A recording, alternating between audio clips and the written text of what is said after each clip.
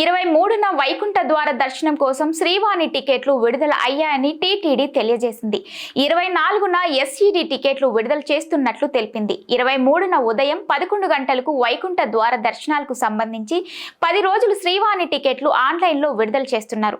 24వ తేదీన ఉదయం 11 గంటలకు వైకుంఠ ద్వార దర్శనాలకు సంబంధించి 10 రోజుల ఎస్ఈడి టికెట్లు ఆన్లైన్లో విడుదల చేస్తున్నారు. జనవరి 10 నుండి 19 వరకు 10 రోజుల వైకుంఠ ద్వార దర్శనాలకు సంబంధించి తిరుపతిలో 8 కేంద్రాలు, తిరుమలలో 1 కేంద్రంలో ఎస్ఎస్డి టోకెన్లు కేటాయింపు జరుగుతుంది. తిరుపతిలో ఎంఆర్పల్లి, జీవకోన, రామానాయుడు స్కూల్, రామచంద్ర పుష్కరిణి, ఇందిరా మైదానం, శ్రీనివాసం, విష్ణు నివాసం, తిరుమలలోని కౌస్తుభం విశ్రాంతి భవనంలో టోకెన్ల కేటాయింపు జరుగుతుందని టీటీడీ తెలిపింది. టోకెన్ జారీ కేంద్రాల వద్ద భక్తులకు అవసరమైన సౌకర్యాలను ఏర్పాటు చేయాలని సిఈకి ఆదేశాలు జారీ అయ్యాయి. టోకెన్లు లేదా టికెట్లు ఉన్న భక్తులకు మాత్రమే దర్శనాలకు అనుమతిస్తారు. టోకెన్ లేని భక్తులు తిరుమలకు రావచ్చు, కానీ దర్శన క్యూ లైన్లోకి అనుమతించరు.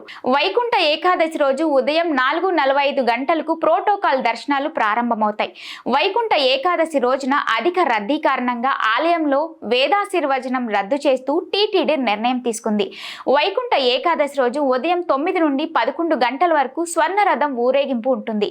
వైకుంఠ ద్వాదశి రోజున ఉదయం 5:30 నుండి 6:30 వరకు శ్రీవారి పుష్కరిణిలో చక్రస్నాన కార్యక్రమం నిర్వహిస్తారు. గోవిందమాల భక్తులకు ఎలాంటి ప్రత్యేక దర్శనం సదుపాయం ఉండదని టీటీడీ తెలిపింది.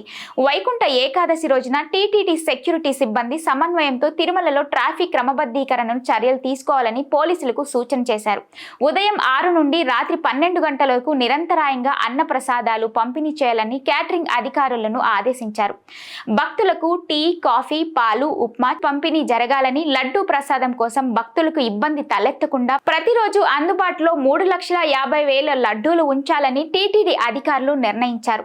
అదనంగా 3.50 లక్షల లడ్డూలు బఫర్ స్టాక్ ఉంచుతున్నారు.